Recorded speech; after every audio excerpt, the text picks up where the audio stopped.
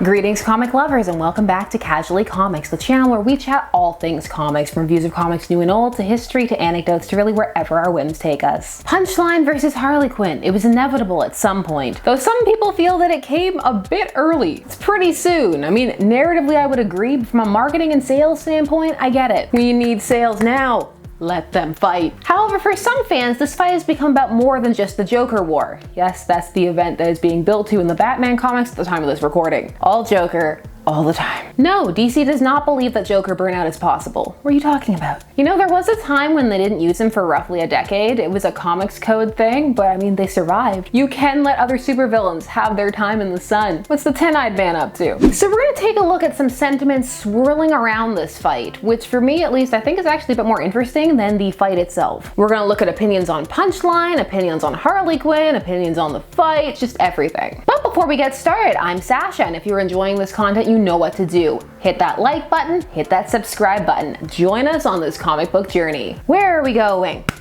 I also have a Kofi. Follow over there for extra tidbits and support if you feel like it. But for now, let them fight. We recently looked at the beginnings of telling Punchline's origins in another video, which was spotlighted in Joker's 80th anniversary spectacular. So if you missed that, you know what to do. Card and link. Then we examined what makes Punchline tick and the reasons why one may or may not like her. And all of you left many of your reasons down below. It was a good time. So since deciding that he was going to make her a character, James Tynion IV has been sneaking her in where he can, replacing henchmen with her. He even got her into the comics earlier than intended like this. This was so he could build her up before the Joker War, give her some cred. And from the start, comparisons began. Now, some get really head up about female characters being compared, stating that it always happens to a greater extent than with male characters, and that it's not fair. They can all exist. There can be more than one. This isn't the Highlander. However, in this case, the comparisons make sense, since for a long time, Joker and Harley were an iconic concept, even when they weren't together. And there was the sense that Harley was kind of lightning in a bottle, a character who got popular by accident and grew because of fan demand, and even made the leap across mediums from animation to comics. Something that really doesn't happen all too often. So to see another character emerge as a female sidekick for the Joker was quite the big deal, although some were surprised that it took this long. Side note, some really get bent out of shape if one feels that one is better than the other. I read the comments, they can both exist, how dare you? Of course they can both exist, and they can be viewed differently. But there's also nothing wrong in liking one better than the other, or neither, or both. Especially when there are reasons why the characters would be compared, like in this instance. It's not coming out of nowhere. However, pushback as well as adoration for a new character is nothing, well, new. Just as there are some who will feel ambivalence, there are some who will feel intense like or dislike. Some of this, in this instance, can stem from how one feels about Harley. Some are angry about Punchline, feeling there can be only one Harley, that Punchline is just a cheap replacement or gimmick. Though again, both can exist, and there are questions to be asked about what one wants from Harley's role if that is the case. If Harley has moved on from the Joker, both romantically and in terms of character, though again that's up for debate based on how one feels about modern Harley versus classic Harley, does that not mean the Joker can move on as well, have new henchmen, whether it's romantic or not? Though some still feel that Punchline is unnecessary, while others think that perhaps she's filling a space. I mean, if you go with the she's unnecessary argument, you can say that about most characters. It can get real deep. On the other hand, we have those who feel Punchline is scarier than Harley, and stronger, because she's seemingly not the Joker's punching bag. Although here it must especially be stated that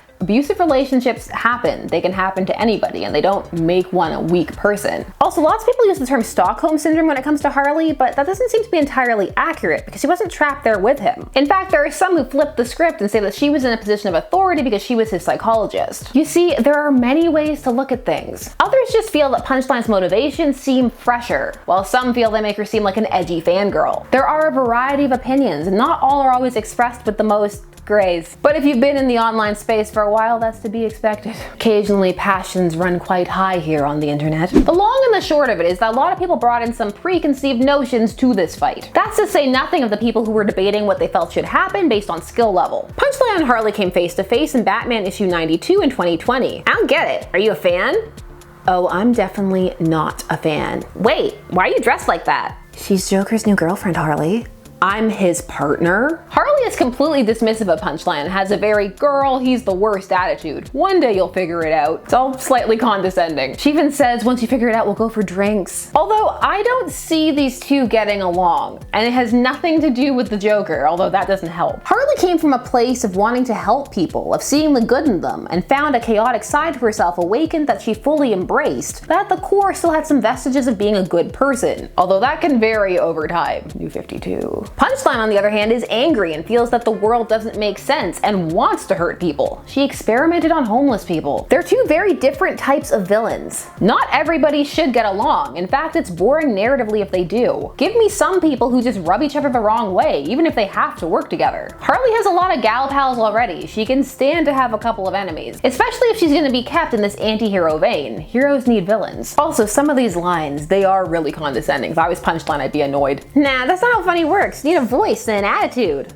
Really? I think I just need a few sharp knives. Honey, a few years from now, after you've had a couple of dozen come to God moments and do some good long cries in the shower, allow me to dive a bit too deep into that, because I mean, why not? We're here already. The Joker was quite abusive to Harley, and while she moved past it, it's kind of disturbing to see her having seemingly zero concern for someone who, for all she knows, is in the same situation she once was. Sometimes they write anti-hero Harley more villainous than they used to write full villain Harley. Like, I can see seeing Punchline as a snooty, out of her depth groupie, for sure, but also some understanding from someone who knows what the Joker is like and has been extremely close to him. Although maybe she does realize how she was and how she wouldn't listen to anybody when they tried to warn her, so she's like, meh, no point. Issue 93 is the actual fight, where it gets, in my opinion, a little wishy-washy. So Punchline hates Harley, and here's why. You got closer to him than anyone but the Bat, and you wanted to fix him, make him better, water him down to nothing? I'll give benefit of the doubt, Punchline wouldn't know what Harley wanted or didn't want. Punchline was probably a kid when all that was going on. Ha! You're a groupie! You're a Joker groupie!